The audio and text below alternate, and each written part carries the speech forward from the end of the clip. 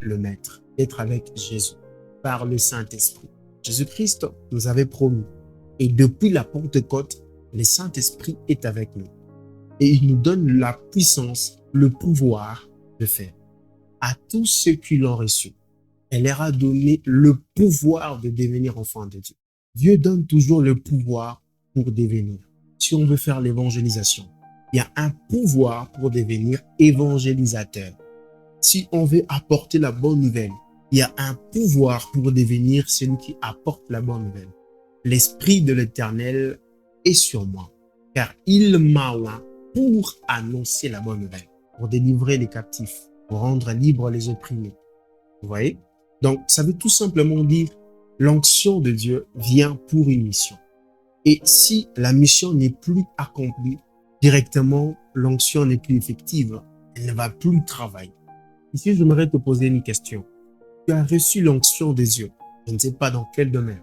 Est-ce que tu utilises l'onction de Dieu suivant le couloir ou le cadre que Dieu t'a donné? Tu as reçu l'onction pour exercer dans le ministère. Est-ce que tu exerces déjà? Alors ici, quand je parle du ministère, je ne suis pas simplement en train de parler du ministère, du simple ministère qui existe, apostolique, prophétique, pastoral, doctoral, évangélique. Pas du tout. Je parle de l'office que Dieu t'a conféré. Évangéliser, parler de Jésus, c'est aussi un ministère que tu exerces. Donc tu dois avoir le pouvoir afin de témoigner Jésus. Tu dois avoir le pouvoir afin de dire ce que Jésus est. Vous savez, des fois, nous n'évangélisons pas parce que nous n'avons pas la puissance. Nous n'avons pas ce qui est effectif afin de démontrer Dieu. Vous allez évangéliser, vous avez un cas de maladie. Quelqu'un qui est malade, qui a une maladie incurable. Et on vous dit, bon, vous vous dites que Jésus-Christ est Dieu, on vous présente maintenant un malade. En tout cas, impose la main sur ces malades et qu'il soit guéri. Vous avez peur, vous voyez? La peur, c'est tout à fait normal en tant qu'être humain. Et étant dans la chair, nous avons peur.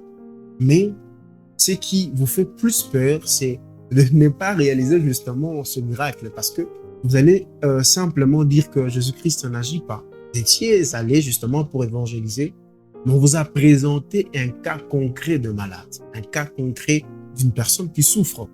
Vous voyez? Donc, dans ces cas, il y a beaucoup de gens qui refusent justement pour faire l'évangélisation pour des situations pareilles.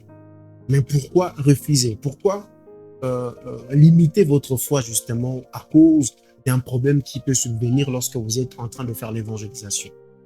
Moi, je pense que le plus grand problème, c'est que nous ne comprenons pas que Dieu nous a dotés de capacités